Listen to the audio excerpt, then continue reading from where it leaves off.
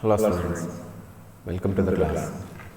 In the previous class, we have discussed about the perspectives of formal education in the colonial period. In this class, we have discussing about the formal education in the period of post-independence. After the free India in 1947, Indian government has constituted to frame a new constitution under the chairmanship of Dr. B. R. Ambedkar. In 1950, January 26th, new constitution has been enacted by Indian government. Some of the constitutional provisions had been made for the betterment of education in the Indian population.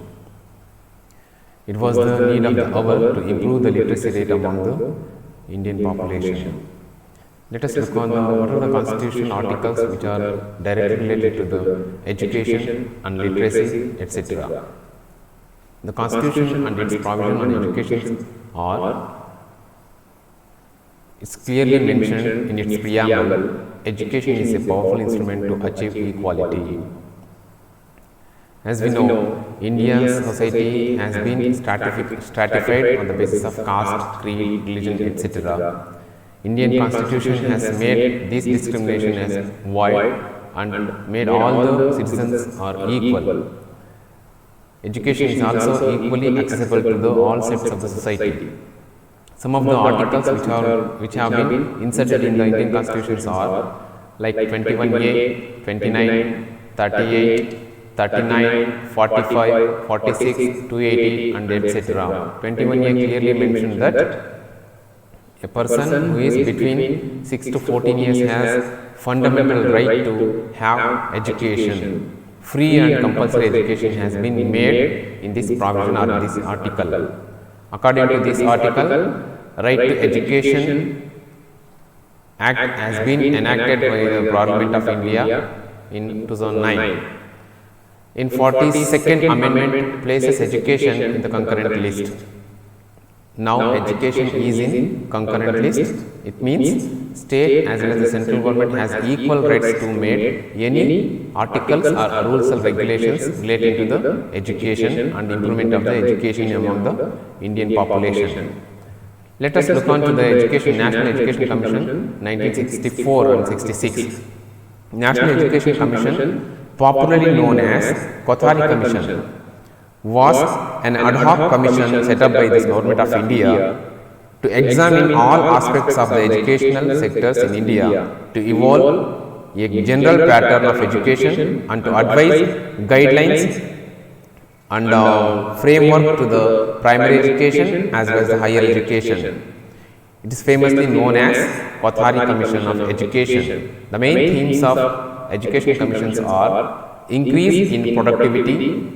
It means increasing in the gross enrollment in the primary level as well as the higher education. Promoting social and national integration. India is a nation of multiple language, multiple religion, caste, creed, etc. Because of that, education is the best instrument to maintain social and national integration. Third one, education and modernization. The person who is having the best education, he has to think scientifically.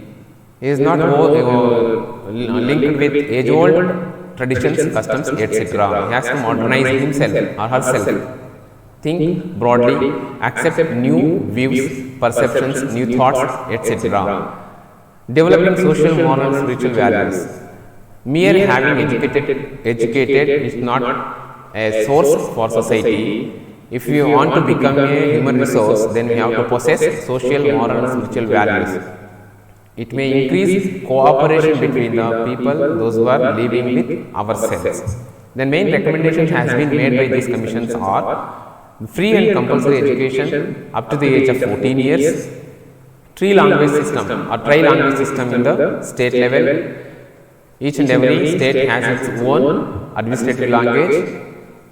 State is empowered to give its education through its local language or administrative language along with English and Hindi.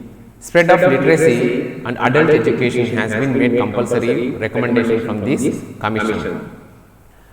Through this commission and recommendations made by these commissions, national government or Indian government has been initiated adult education process in India to increase the literacy rate. The national policy on education in 1986 constituted by the Indian government, and it has been made some changes in 1992 also. The recommendations of these policy are early childhood care and education. See, it's not only emphasis on the important quality education but also care. Because of this, in 1995, the midday meals program has been initiated or launched by the government of India. Then elementary education and non-formal education and operational blackboard. These are the main recommendations. Elementary education made compulsory. Those who are unable to fetch the educational fruits or not able to go to receive the formal education from the formal institutions, they are free to access to the non-formal education, as well as the Operation Blackboard has been launched. Then secondary education and Navodaya Vidyalayas were started. Vocationalization and education. See, vocationalization and education are not very different concepts.